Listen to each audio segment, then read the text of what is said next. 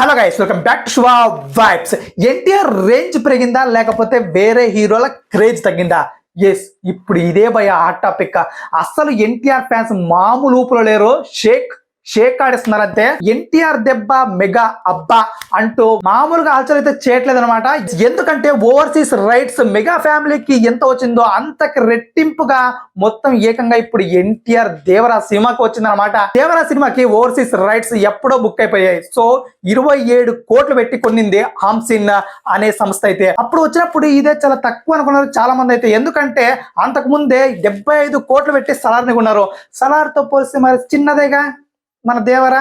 So అందుకే చాలా మంది చిన్నదర మరి ఇంత తక్కువ ఏంట్రా, అదే మా గేమ్ చేంజర్ అయితే ఒక లెవెల్లో సేల్ అయ్యేది, అదే మా ఓజీ అయితే ఇంకో లెవెల్లో ఉండేది అన్న రేంజ్ లో అయితే అల్జా చేశారనమాట.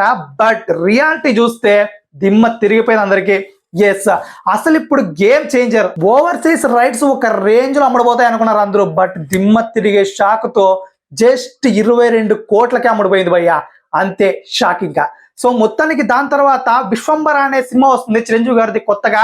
సో అదైతే 18 కోట్లు పెట్టుకున్నారు.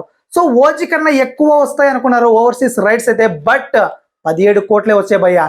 ఎస్, మొత్తం ఇప్పుడు మెగా ఫ్యామిలీలో రామ్ చరణ్ కి 22 కోట్లు అండ్ చిరంజీవి గారికి 18 కోట్లు అండ్ పవన్ కళ్యాణ్ గారికి ఏమో 17 కోట్లు. ఇప్పుడు ఏకంగా దేవరాకి 27 కోట్ల పలికింది ఓవర్సీస్ రైట్స్ అయితే. ఇప్పుడు ఇదే హాట్ టాపిక్ గా మారింది.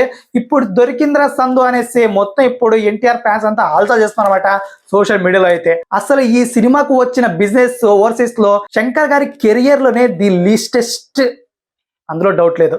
సో మొత్తానికైతే ఇది భయ పరిస్థితి అయితే. చూడాలి ఇక రాబోయే ట్రయల్ లో సినిమాలో ఇక ఎలాంటి ప్రపంచం సృష్టిస్తుందో దేవరా. సో మొత్తానికైతే ఇది గాయ సంగతి అయితే. మరి మీకేమనిపిస్తుంది తప్పకుండా మన కామెంట్లో తెలియజేయండి. And please subscribe to Shiva vibes.